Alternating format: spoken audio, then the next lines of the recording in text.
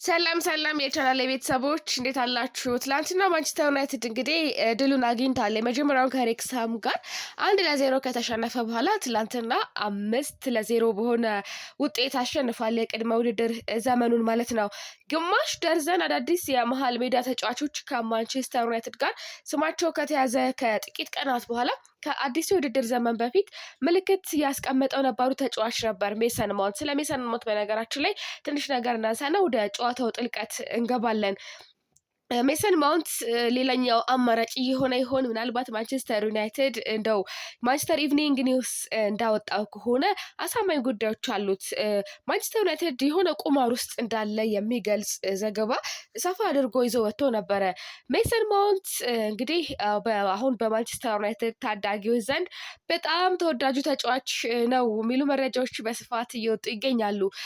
ግማሽ ደርዘን አዳዲስ የመሃል ሜዳ ተጫዋቾች ከክለባችን ጋር ስማቸው ከተያዘ ከጥቂት ቀናት በኋላ ያው ከአዲስ ውድድር ዘመን በፊት ምልክት ያስቀመጠው ነባሩ ተጫዋች ነው ሜሰን ማውንት። ማውንት ከቼልሲ በ60 ሚሊዮን ፓውንድ ዝውውር ወደ ኦልትራፎርድ ከተሸጋገረ በኋላ በዩናይትድ ቆይታው 3ኛ ዓመቱ ላይ ይገኛል። ነገር ግን በማንቸስተር ዩናይትድ ቤት ቀደም ሲል የነበረ ተጫዋች ነው። በጉዳቶች በመደበኛ ቦታ ለማግኘት ባደረገው ትግል ምክንያት ትንሽ እንደው ከቦታው ራቅ ብሎ ቆይቷል ማለት ይቻላል። እንደውም በአሰልጣኝ ሩበን ጥሩ ጊዜ ተሰጥቶታል። የ27 ዓመቱ ተጫዋች በዚህ ውድድር ዘመን በቋሚነት የጀመረው 25 የፕሪሚየር ሊግ ጨዋታዎችን ብቻ ሲሆን በማይክል ካሪክ እቅድ ውስጥ ያለው ቦታ ግልጽ ባይሆንም ዩናይትድ በዚህ ክረምት ለእሱ የቀረቡለትን ጥያቄዎች ውድቅ አድርጓል።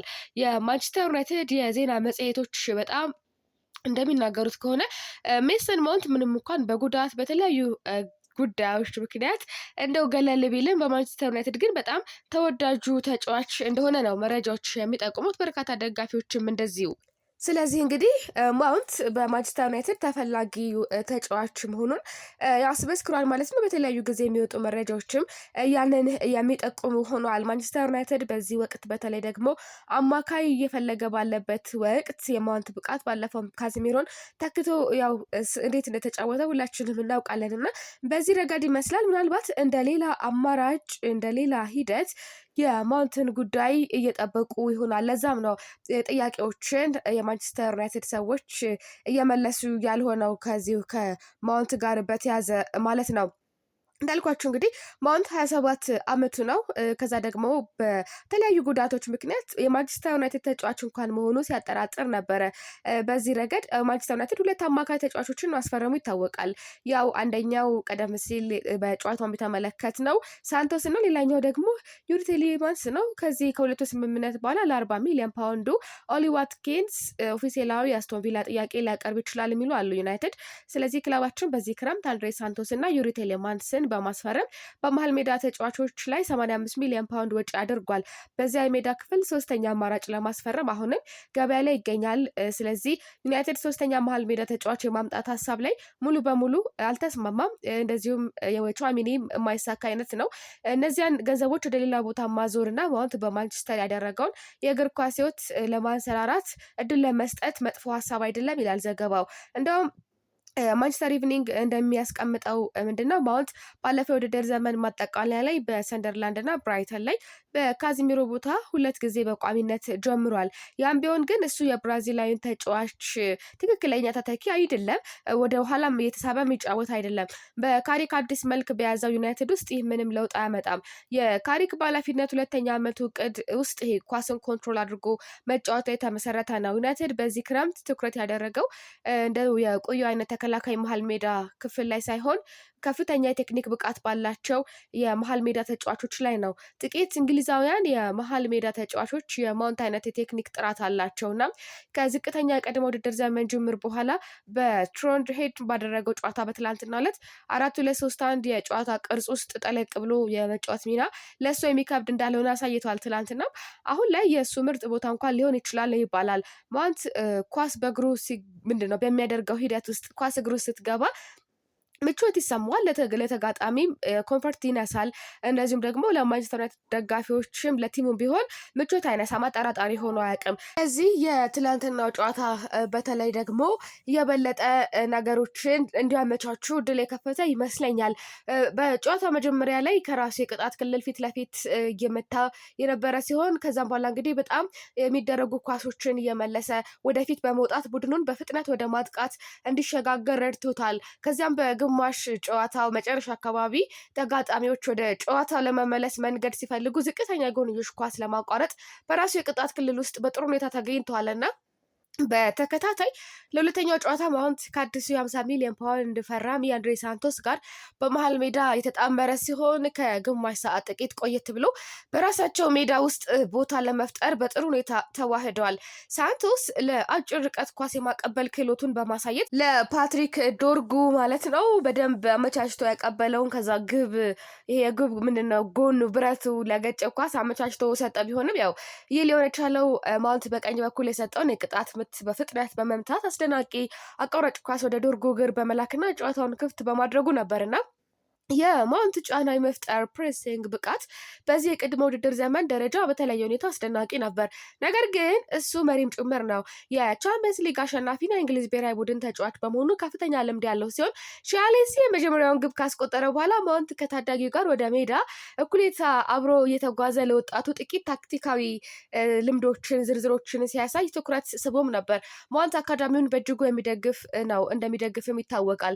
ተጫዋቾች ወደ ዋና ቡድን ሲያድጉ በመደበኛ ወደ ቡድኑ እንዲቀላቀሉ በማድረግ እና በእንክብካቤው ስር በማድረግ ያግዛል።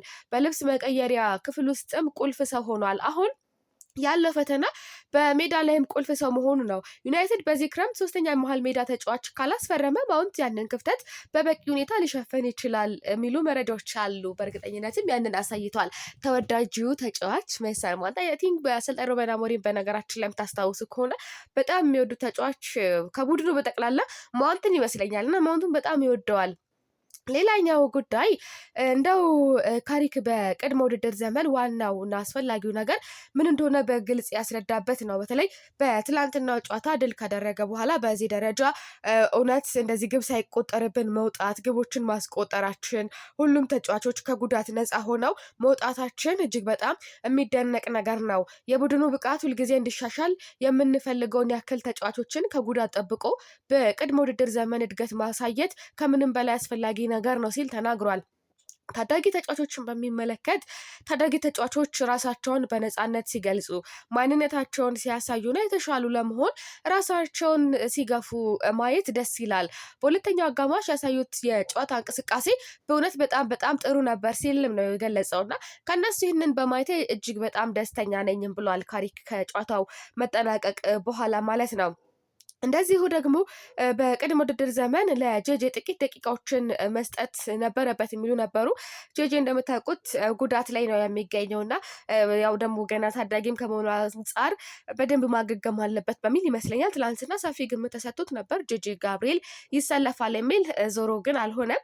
ሌላው የጆሹዋ ዘርክዚ ግብ ማግባት ነበረ። ከሩዘንበርግ ጋር ከነበረው ብቃቱ ምን ተማራችሁ? ጆሽ ጊዜና ቦታ አግኝቶ ነበር፣ በፕሪሚየር ሊግ ያንን አያገኝም። ታዲያም እንግዲህ ትላንትና ያገኘውን እድል ተጠቅሞበታል። በእርግጥ ያው ጆሹዋ ዘርክዚ አዲስ ፈላጊ ከተገኘ ሊሸጥ የሚችሉ ደግሞ ከሚሸጡ ተጫዋቾች ዝርዝር ውስጥ ይገኛል። ያም ቢሆን ግን በትላንትናው ዕለት በደንብ ይህን የፕሪሲዝን ጊዜ ራሱን ለማሳየት ብቃቱን ለማሳየት በማንቸስተር ዩናይትድ መቆየት የሚያስችለውን አቅም እንዳለው ለማሳየት ያሳየውን ጥረት ወይም ደግሞ እያደረገ ያለውን ጥረት በርካቶች በዛ ያምናሉ። እናንተ ታምናላችሁ? ጆሹዋ ትላንትና ያሳየ ነው የነበረው እንቅስቃሴ በእርግጥ በሬክሳሙ ጨዋታ እምብዛም ነበር ያሳየው ብቃት። ነገር ግን ትላንት ጎል ማስቆጠሩ ምናልባት ለዋኖቹ ለካሪክ ጠቃሚ ሊሆን እንደሚችል ያሳየበት ነው የሚሉ አሉ።